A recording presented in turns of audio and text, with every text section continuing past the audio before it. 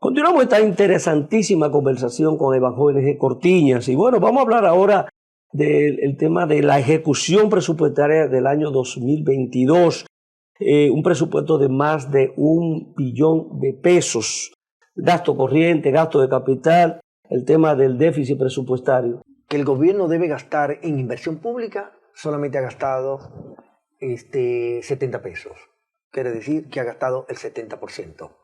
Ya gastó en el año 2022. Lo que para allá no concluyó. Entonces, estamos hablando de que tiene un déficit de ejecución de 30 pesos. Dicho de otra manera, en términos de inversión pública, por eso el ciudadano común no puede ver en ninguna parte del país obras de importancia, ¿no?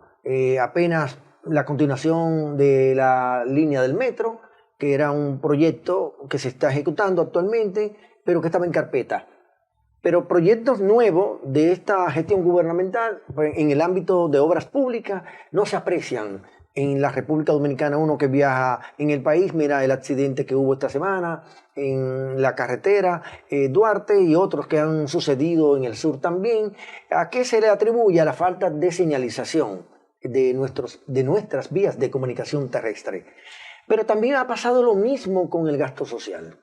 De cada 100 pesos que el gobierno debe gastar en gasto social, solamente ha gastado 90 pesos. Quiere decir que hay un déficit de 10 pesos. Eso es una demostración que tanto en el ámbito del gasto de capital como en el ámbito del gasto social, el gobierno no ha sabido gastar. Es más, Juan, este gobierno es el gobierno que más ha gastado en la historia.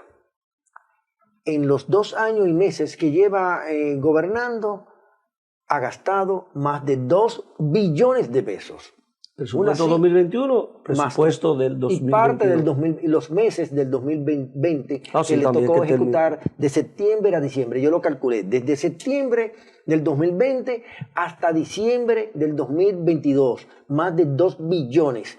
Si le sumo el que va a ejecutar en el año 2023, que es de 1.1 billones, estamos hablando entonces que la ejecución presupuestaria del gasto superará los 3 billones de pesos, y ningún otro gobierno en la historia dominicana ha gastado tanto.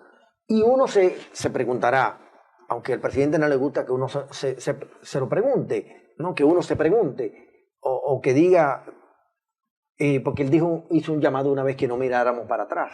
Si uno mira para atrás, al pasar 3 años, ¿qué ha hecho en materia de obras físicas, de obras materiales en la República Dominicana la actual gestión gubernamental? Prácticamente nada.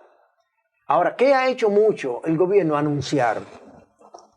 Es un gobierno. O sea, no hay capacidad de ejecución. No, para nada. Y eso se debe. ¿Y a qué obedece? A la falta de gerencia pública. Porque es como que, Juan, usted le diga a su esposa, a su compañera, mira, toma esto 1,000 pesos para que vaya a hacer una compra. No sé qué compra va a comprar, pero bueno, con 1,000 pesos tal vez pueda ir a la paletera, si es que existen las paleteras todavía. ¿Aparecen algunas? Aparecen algunas, mira, qué bien, para uno rememorar, ¿no? No, pero después ya un mercado de productores, hay de empresas. Y que venga la señora y compre 90 pesos, 900 pesos de los 1,000. Pero cuando se prepara la cena, no hay suficiente huevo, no hay suficiente cebolla, y como que no hay suficiente plátano. ¿Y por qué no lo gastaste? Ah, no, que quise ahorrarme 100. No, pero la idea no es ahorrarse 100, la idea es gastar los 1,000.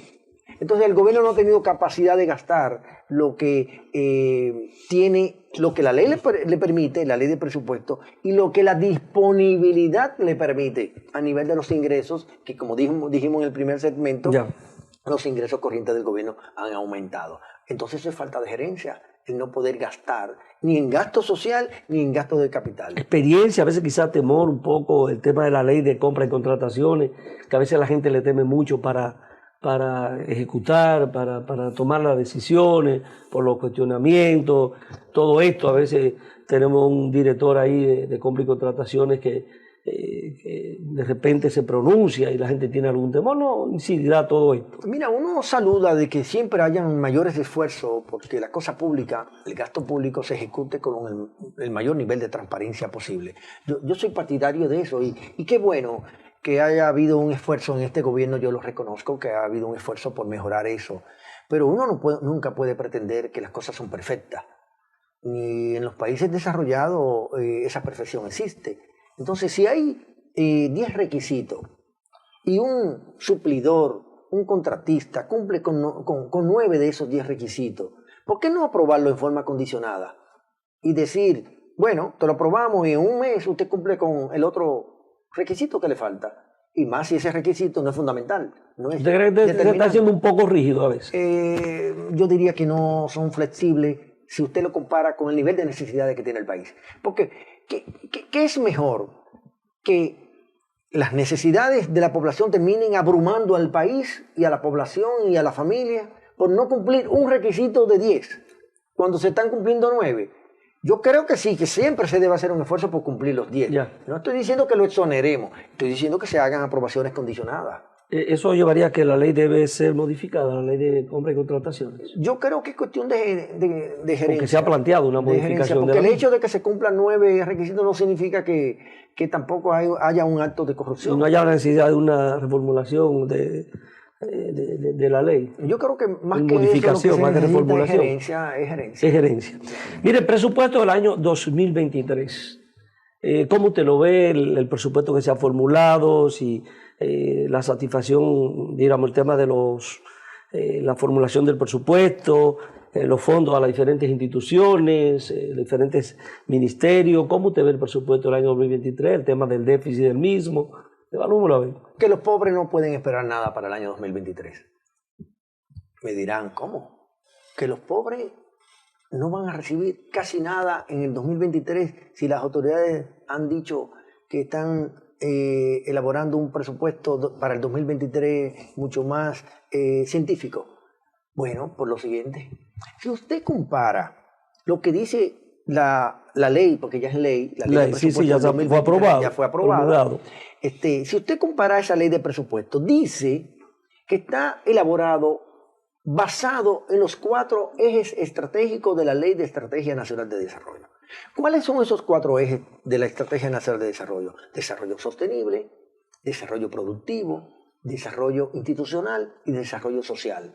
Esos 4 ejes, si usted lo compara, el del presupuesto del 2023 con el que se presentó en el año 2022, resulta que hay menor dotación de recursos para esos 4 ejes. Y no es mayor el presupuesto. Para eso, es para mayor esos el presupuesto ejes, como gasto general. ¿Cuánto asciende el presupuesto? Más de 1.1 billones de pesos. 1.1 billones. Sí, billones. Sí, billones de pesos. Sí. Entonces, estamos frente a que la Estrategia Nacional de Desarrollo, vale decir, el desarrollo inclusivo, porque eso es lo que aspira la Estrategia Nacional de Desarrollo, que el crecimiento económico sea bueno, eso todo el mundo lo aplaude, pero que sea un crecimiento económico inclusivo, que es lo que quiere decir desarrollo social, desarrollo económico y desarrollo social. Sí, se le está apropiando menos recursos a los 4 ejes de la Estrategia Nacional de Desarrollo para el presupuesto del año 2023 versus el del 2022, estamos en un retroceso. Por eso es que digo que es una formulación mala, que los pobres no pueden esperar nada para el año 2023. ¿Y el tema del déficit? El déficit es un tema permanente.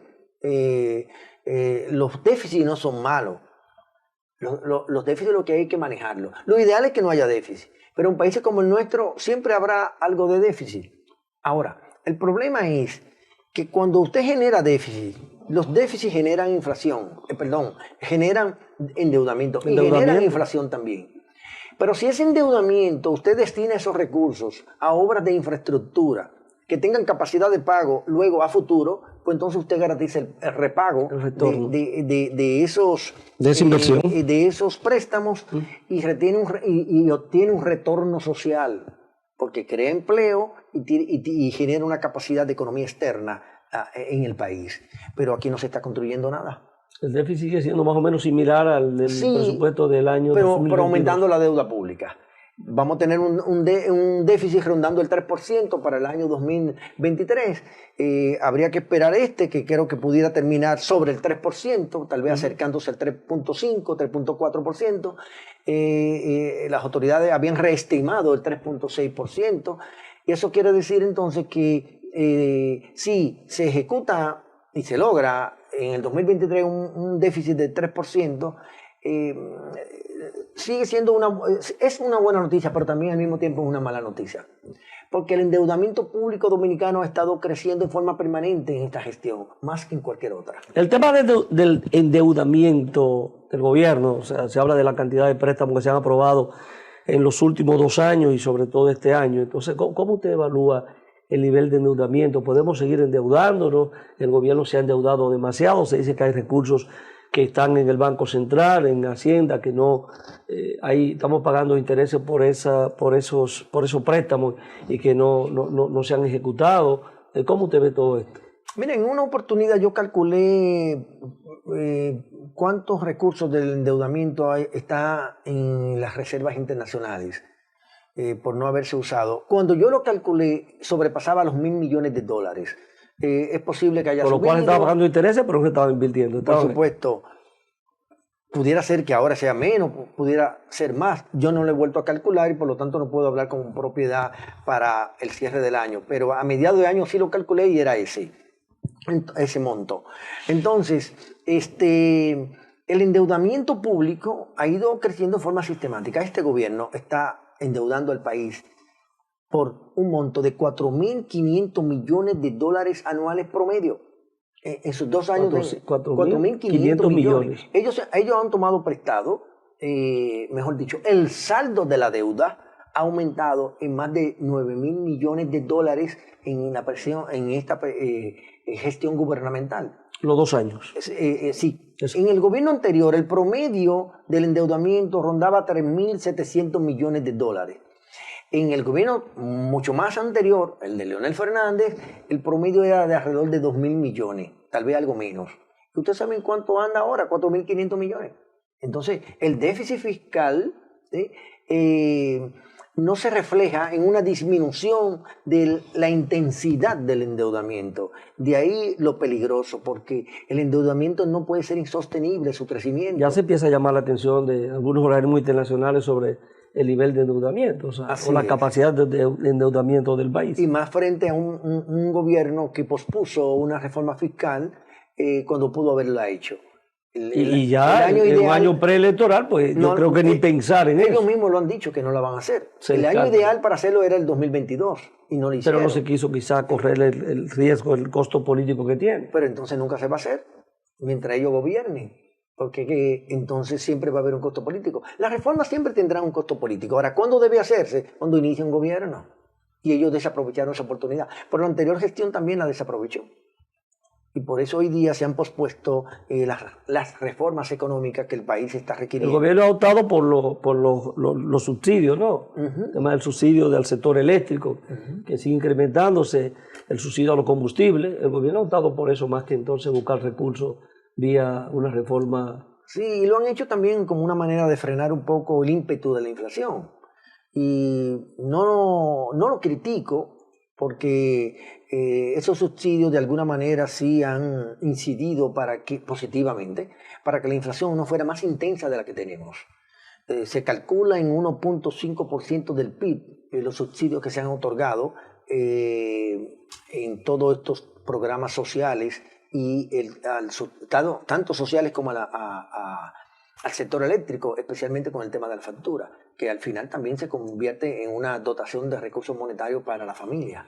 Hemos visto que los precios del petróleo a nivel internacional pues, han disminuido. Pero comenzaron a subir. Comenzaron a subir otra vez. Otra vez, sí. O sea que para el año que viene podríamos tener la misma situación. Y comenzaron a subir porque China comenzó a responder de una manera distinta como se estaba previendo que iba a terminar el año.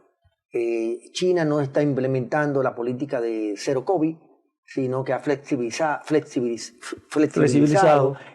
toda esa política y por lo tanto la economía no va a tener el impacto negativo que le ocasionó la política de cero COVID. Y eso entonces está presionando nueva vez el aumento de la demanda de petróleo por parte de China, que es parte del motor de la economía mundial, junto con la de Estados Unidos, las dos principales economías del mundo, y eso naturalmente pudiera hacer que los precios continúen aumentando algo más. La proyección de crecimiento para el año 2023 de la economía dominicana en comparación con la economía de la región, de América Latina, ¿cómo usted lo ve? Mira, la veo bien sopesada.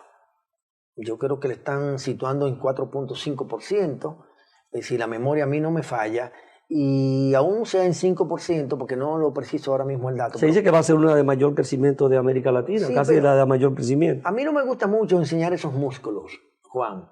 Yo creo que la economía debe crecer en función de la realidad de cada país. El crecimiento potencial de la economía dominicana para que no tenga presión sobre los precios de un 5%. Más de ahí la economía se puede tipificar como una economía sobrecalentada. Y el sobrecalentamiento de la economía genera inflación. Y una inflación en el mundo y una inflación en Dominicana mal se haría con presionar para que el crecimiento económico, por asunto de vanidad, de que somos la economía que más crece, a quien perjudica es a la población dominicana. Por eso decía que este es un crecimiento económico no inclusivo, porque ha perjudicado en un 70% a la población que genera ingresos monetarios.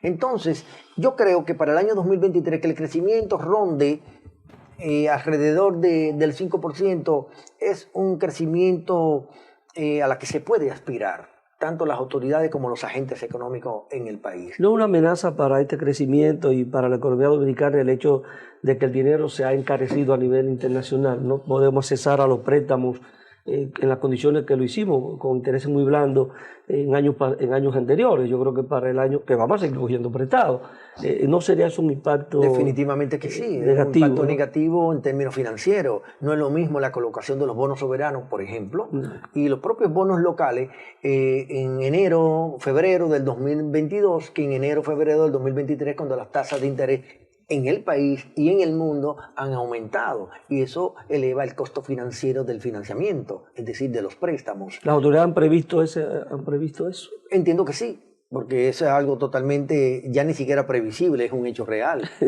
Tenemos la tasa de interés más alta aquí. Digo yo en la formulación del mismo presupuesto. Creo que sí, porque no es el presupuesto en sí que lo calcula, quien lo calcula es la Dirección General de Crédito Público. De Crédito Público, y ellos sí tienen un programa de mediano plazo del servicio de la deuda. Y creo que está calculado. Y va monitoreando. Está calculado hasta el 2028, creo, si la memoria no me falla, y obviamente incluye el 2023. Mire, finalmente, las actividades de la Fuerza del Pueblo, ¿cómo cierra usted como miembro de la Dirección Nacional, que tiene responsabilidad? Usted ha estado dando varias conferencias por todo el país y creo que se titula "En el gobierno de Leonel se vivía mejor". Así es. Se vive mejor. Ah, se vive mejor. Sí. Ah, ok. Y usted ha estado, pues, no solamente en el país, sino en el exterior. Estuvo en Estados Unidos, estuvo en Puerto Rico. Voy para Puerto Rico en enero. Va para Puerto Rico. Estuvo en Estados Unidos, sí, en Miami estuvo. En la Florida y en Nueva York. Exactamente. Y entonces ha visitado varias provincias. Brevemente, ¿qué es lo que usted está planteando con esta conferencia? ¿Es parte de su trabajo político? Claro, claro. Y fíjate que precisé que no es que se vivía mejor, sino que se vive mejor. Ya. ¿Por qué? Porque decir se vivía mejor estamos hablando en pasado. Ya. Si decimos se vive mejor estamos hablando en presente.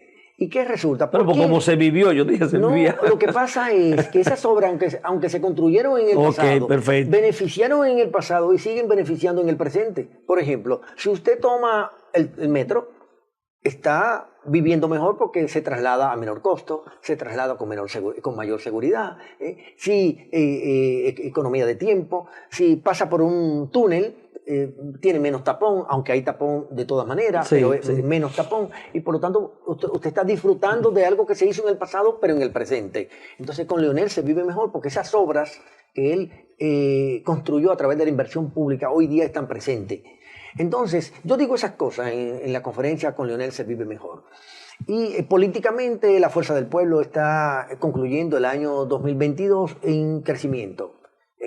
Casi... hay una meta de inscripción. Le estamos alcanzando, ya hemos registrado 1.400.000, la meta son 2 millones para junio del 2023. como van las cosas, lo vamos probablemente a completar antes de los 2 millones. Cuando completemos esa meta, yo creo que todas las condiciones están dadas para que se afiance ya el posicionamiento electoral que hoy día tenemos. Vi como un cierre de lo que fueron como las actividades de crecimiento y se hizo en Santiago recientemente, ¿no? El domingo pasado. Era como cerrar, concluir como con todas las actividades que se realizaron. Así es, y coger a Santiago como símbolo, ¿no? Del proceso de inscripción. Sí. Como decirle al país, vamos bien, estamos cumpliendo nuestras metas, el gobierno no cumple las metas económicas, nosotros cumplimos las metas políticas porque estamos en la oposición. Estamos cumpliendo las metas políticas en términos organizativos, ya en los 185 municipios que tiene el país tenemos estructura orgánica de la fuerza del pueblo y tenemos una ventaja, Juan José, tenemos vacantes. Vacantes para los partidos pequeños y vacantes para los partidos grandes y vacantes para los ciudadanos que quieran aspirar en la fuerza del pueblo. Y en términos de posicionamiento, ¿cómo está la fuerza del pueblo en estos momentos? Totalmente competitivo. En primer lugar, desde el punto de vista del liderazgo. En primer lugar en la oposición y compitiendo de tú a tú, a veces un punto por debajo, a veces un punto por encima del presidente Abinader. Estamos hablando, si quieres redondearlo, alrededor de un 39%, pero en ocasiones se sitúa hasta en un 41%. Luego, como partido político, ya nosotros somos el segundo partido de oposición del país. Y eso es un récord, que en 3 años el país haya construido a través del liderazgo de Leonel Fernández, nos haya permitido el país construir un partido como la Fuerza del Pueblo de color verde, ya posicionado tanto no solamente a nivel de liderazgo, porque ese activo lo teníamos, pero ya a nivel de lo que es la estructura orgánica. Fíjate, todos los partidos le ha tomado décadas para poder llegar al gobierno, estructurarse y llegar al gobierno. En el caso del PRM, le tomó casi 9 años. Para la Fuerza del Pueblo le va a tomar 4 años para llegar al gobierno. Pero eso es un récord. Un récord. Bueno, mire, hemos llegado al final del espacio, creo que... Qué pena. Qué pena. El tiempo se va y uno cree que va a durar más, pero bueno, yo creo que ha sido una interesante entrevista, así que le reiteramos las gracias y por haber estado con nosotros. Le deseamos que termine de pasar un excelente fin de año junto a su familia y nada, y de nuevo el año que viene estaríamos conversando sobre estos temas. Sí, muchas gracias y ojalá no tengamos que esperar un año más para que me inviten, sino que sea no, claro. Así es. Bueno, gracias a usted, amables televidentes, por haber estado con nosotros y compartir esta interesante entrevista con el licenciado Ivanhoe N.G. Cortiña, economista. Así es que le esperamos el próximo domingo, si Dios nos lo permite.